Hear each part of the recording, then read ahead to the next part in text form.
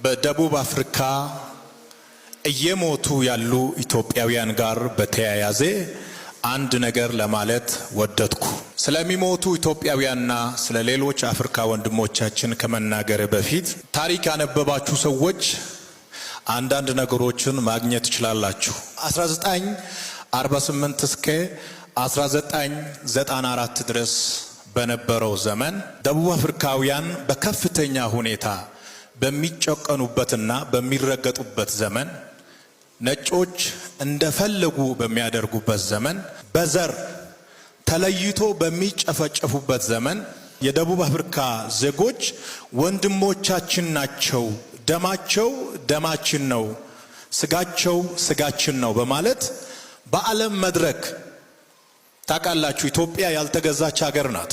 በደቡብ አፍሪካ ዜጎች ላይ የሚደረገውን ጭፍጨፋና ግፍ በአደባባይ የተቃወመች ሀገር ኢትዮጵያ ነች።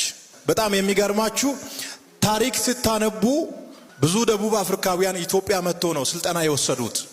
ኢትዮጵያውያን ነበሩ ያሰለጠኑት። ኢትዮጵያ ከድሮም ጀምሮ ትልቅ ሀገር ናት።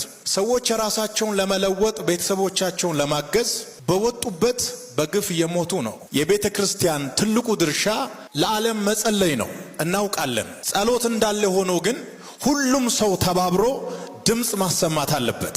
እኔ ያዘጋጀሁት ፕሮፋይል ፒክቸር አለ። በመላው ዓለም ላሉ ለክራይስት አርሚ ተከታዮች፣ ለሌሎችም ይሄ ጉዳይ ዘር፣ ሃይማኖት፣ ቋንቋ፣ መልክ የሚለይ አይደለም። ሁላችሁም የራሳችሁን ፕሮፋይል ፒክቸር በመቀየር አሁን የሚሰጣችሁን እንድታደርጉና በሶሻል ሚዲያችሁ ላይ ይህንን መልእክት ሁላችሁም እንድታስተላልፉ እንደ ቤተ ክርስቲያን መሪ ነው ማዛችሁ።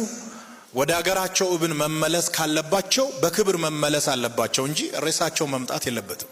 የፌስቡካችሁን፣ የቲክቶካችሁን፣ የዩቱባችሁን ፕሮፋይል በሙሉ በዚህ ፕሮፋይል ፒክቸር እንድትቀይሩ ሁላችሁንም ጋብዛችኋለሁኝ። በደቡብ አፍሪካ የሚኖሩ ኢትዮጵያውያን የታመሙ ሰዎች አሉ ሲባል ገንዘባቸውን ልኮ የሚያሳክሙ፣ ትናንትና አባይ ተገድቦ እስከሚያልቅ ድረስ ገንዘባቸውን እየላኩ ከኛ ጋር የገደቡ አገራቸውን ተስፋ የሚያደርጉ ናቸውና ሬሳቸውን መቀበል የለብንም፣ በሰላም መምጣት አለባቸው። ሁለት ነገር ነው መልእክቱ የሚያስተላልፈው። የመጀመሪያው በግፍ የተገደሉ ሰዎች ፍትህ እንዲያገኙ፣ ሁለተኛው በህይወት ያሉ ሰዎች ጥበቃ እንዲደረግላቸው ይጠይቃል።